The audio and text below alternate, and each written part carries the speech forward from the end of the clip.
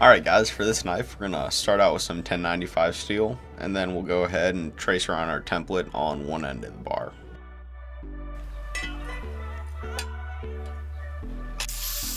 With the bar all clamped up, we're going to cut it out of there using an angle grinder with a cutoff wheel. Now to get into the tight places, I'm going to make relief cuts, and then once I've finished making all the relief cuts, I'll go in and chop all those little rectangles out. After that, I'll switch off to a grinding disc, which is a thicker cutoff wheel, and that'll smooth everything out.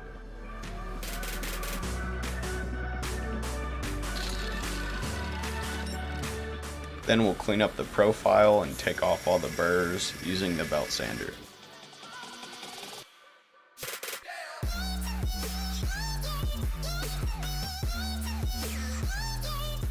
Now some of the curves were too small to get in with the belt sander, so I just used a file and a Dremel tool to clean those up. Then I drew on the bevel, which is basically the taper that goes from about halfway through the body of the knife down to the tip, and that's what forms the edge. And that's what it looks like after a couple passes, and this is what it looks like once it's done. But I also wanted a secondary bevel, which isn't functional, but it makes it look nice. And I wasn't too confident I could do that with a belt sander, so I just did it with a file. After that, I'll center punch the holes for the pins, and then I'll go ahead and drill those out.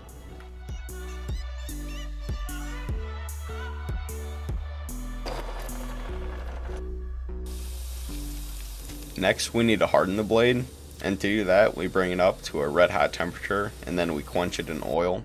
And while the forge is firing up, I'm actually making this knife for a silent auction, which is going to benefit my wrestling team, and it'll also get my name out there.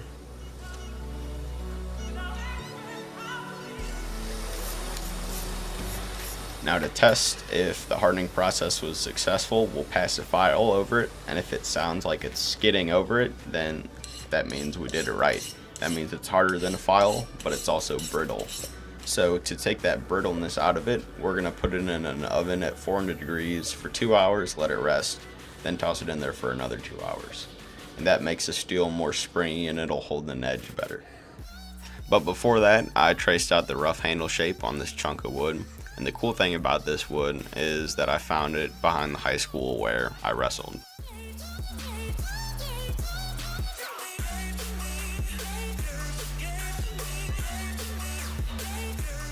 This is what the blade looks like right out of the tempering process, which is what we did in the oven. Then I'm going to grind that gold color off, but I'm still going to keep some of the texture left behind by heat treatment.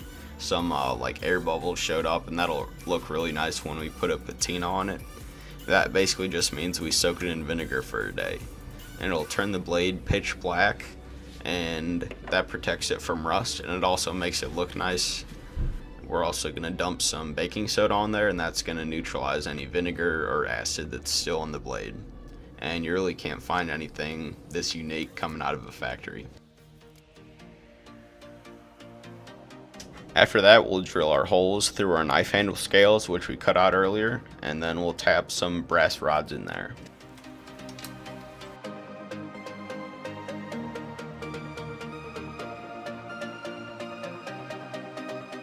For now, those pins are in there just temporarily. That way we can grind out the profile on our handle scales, so they're going to be nice and flush with the spine of the knife.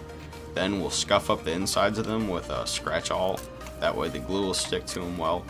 And then we're going to wipe down the handle of our blade along with the pins with some mineral spirits, and that's going to get rid of any grease or oil stuck on there.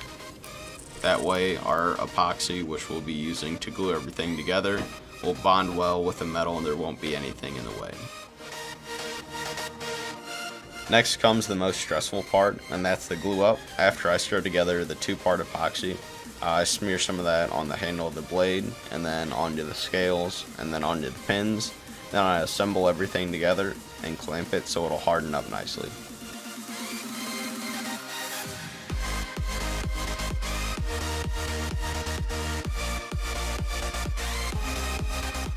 Then we'll cut off the excess brass sticking out of the handle, and once that's done, we'll finish it up on the belt sander. We'll also use a sanding drum on the Dremel to make some finger wells, that way it'll fit nicer into the hand. Now there's still a lot of rough marks left behind by the Dremel and the belt sander, and we need to grind all that off with some fine sandpaper.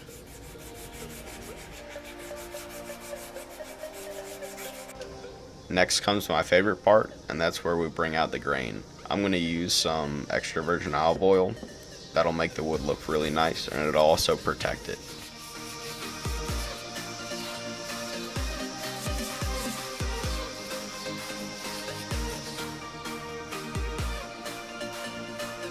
But we're not quite done yet. I'm going to brand the handle with my maker's mark. And then once that's done, we're going to use a clear coat. It can be polyurethane or shellac, it doesn't really matter. But the most important part is to remember to spray into the wind and make sure it gets in your eyes.